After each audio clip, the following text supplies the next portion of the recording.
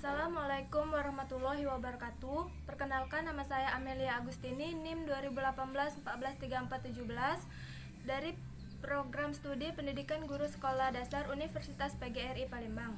Baiklah, di sini saya akan melakukan wawancara untuk memenuhi tugas mata kuliah perencanaan pembelajaran SD yang diampu oleh Ibu Tiurida Intika.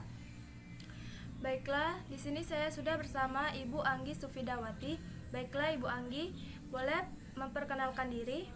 Baiklah, terima kasih. Perkenalkan, nama saya Anggi Sufidawati. Saya dari Sekolah SD Negeri 122 Palembang. Saya di SD Negeri 122 Palembang itu mengajar di kelas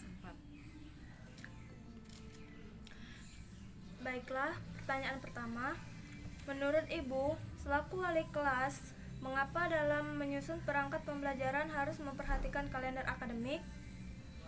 Karena kita memang perlu memperhatikan kalender akademik itu memang untuk mengoptimalisasikan pembelajaran kita sehingga terencana dengan baik.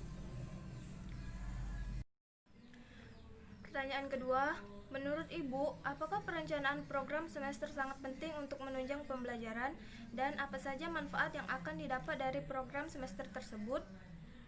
Tentu dalam perencanaan program semester itu sangat penting ya, karena dengan manfaatnya itu tadi, dengan adanya program semester, maka akan mempermudah guru dalam merancang pelaksanaan pembelajaran pada semester tersebut.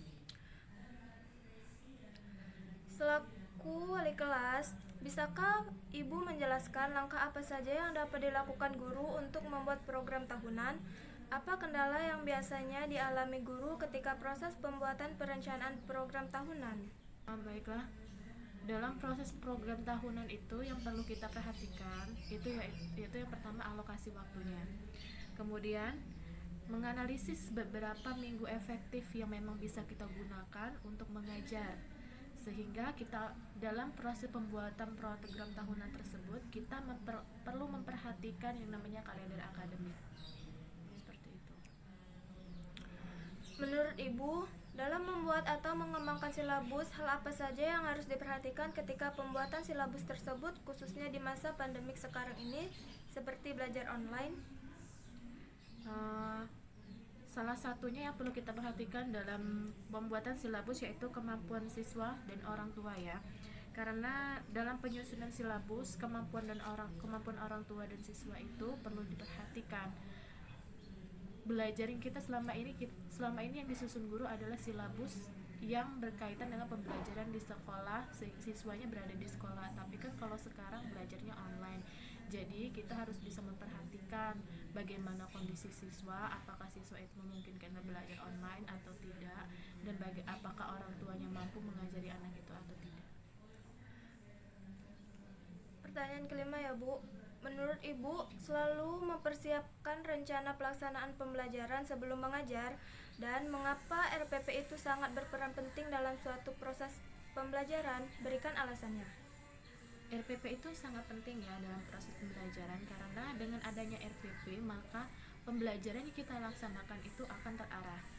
Jadi materi apa yang ingin kita sampaikan pada hari itu, dengan adanya RPP yang sudah terencana, maka materi itu akan tersampaikan dengan secara baik sesuai dengan alokasi waktu yang sudah ada.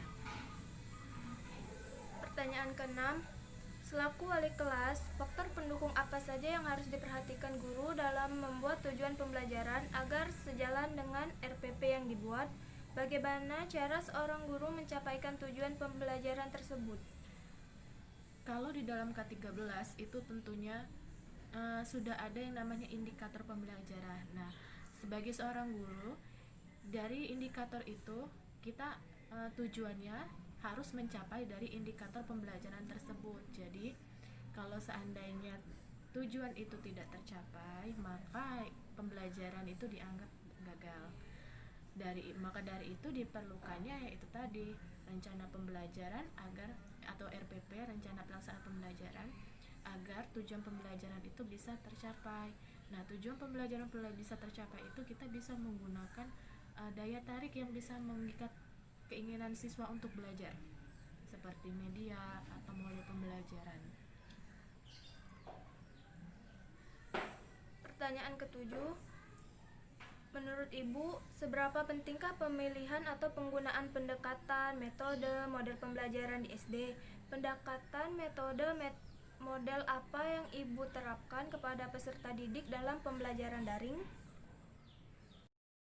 Baiklah, metode yang biasa Ibu gunakan untuk pembelajaran itu yaitu metode daring. Kenapa metode daring? Karena dengan metode daring ini siswa itu dapat memanfaatkan fasilitas yang ada di rumahnya, atau seperti barang-barang yang bisa dia manfaatkan, sehingga ide kreatif mereka bisa keluar sendiri dengan metode tersebut. Dari Kemendikbud juga mengatakan bahwasannya metode daring ini sangat bermanfaat pada saat pandemi ini berlangsung. Seperti itu. Bahan ajar seperti apa yang Ibu siapkan untuk mengajar pada saat ini selama proses pembelajaran online? Bagaimana cara Ibu memanfaatkan bahan ajar tersebut agar siswa dapat lebih memahami materi pembelajaran tersebut? Yang saya siapkan itu ya seperti biasa kita mengajar biasanya, yaitu buku pembelajaran siswa, buku soal-soal, dan buku nilai siswa. Nah, dalam pembelajaran ini tentu saja saya harus mempersiapkan video, karena belajar online maka saya harus mempersiapkan video berupa bahan ajar atau materi yang akan disampaikan atau berupa foto, seperti itu. Bisakah Ibu jelaskan mengapa setiap membuat soal harus sesuai dengan indikator dan tujuan pembelajaran? Dan apakah dalam pembuatan soal selalu bersumber dari buku pegangan yang dimiliki guru dan siswa? Jadi, ketika kita membuat soal memang harus berkaitan dengan tujuan dan indikator, itu sangat perlu, karena dengan berkaitan dengan indikator dan tujuan, maka pembelajaran yang kita laksanakan itu akan tercapai. Kalau seandainya di luar indikator dan tujuan pembelajaran, maka tujuan pembelajaran yang ingin kita capai tidak akan terlaksana, sehingga siswa itu akan keluar dari materi pembelajaran yang kita pelajarin. Kemudian untuk siswa, untuk pembuatan soal itu memang biasanya bersumber dari buku siswa. Pembuatan soal itu harus bersumber dari buku siswa, akan tetapi bagi guru, namanya soal itu kan ada soal isian, pilihan ganda, dan esai. Nah, biasanya soal esai itu adalah soal penalaran, di mana soal itu tidak keluar dari isi buku, akan tetapi dari soal itu kita membuat siswa bisa mengerti, atau soal-soal itu adalah soal-soal penalaran. Nah, seperti itu. Pertanyaan terakhir, Bu, apakah ada pelatihan atau bimbingan khusus dari pemerintahan pusat dan pemerintah daerah terkait cara menyusun perencanaan penilaian kepada siswa sesuai dengan aspek afektif, kognitif, dan psikomotorik di masa pandemi COVID-19 sekarang ini? Tentu ada. Cuman bedanya kalau seandainya sebelum ada pandemi ini,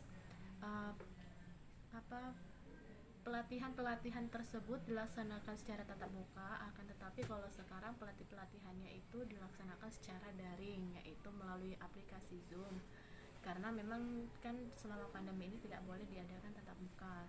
Ya, Bu, terima kasih atas waktunya. Ya, sama-sama.